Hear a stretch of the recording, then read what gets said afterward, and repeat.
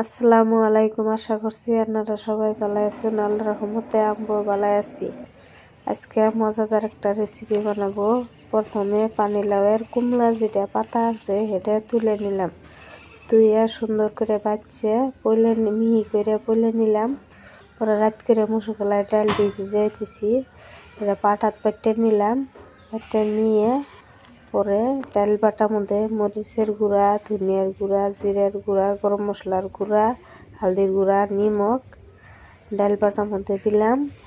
লগে মরিচ কুচি, পেঁয়াজ কুচি, ধনিয়ার পাতা কুচি আর লগে বেসন দিয়ে দিলাম, দিয়ে মাখাইলাম। ডাল বাটার লগে সুন্দর করে মাখায়ে পরে কেরাহিত তেল দিলাম, দিয়ে ডাল বাটাটা একটা একটা করে বড়া বানায় কেরাহিত দিলাম। দেওয়ার পরে উল্টায় পরে সুন্দর হয়ে গেছে ডালের বড়াটি।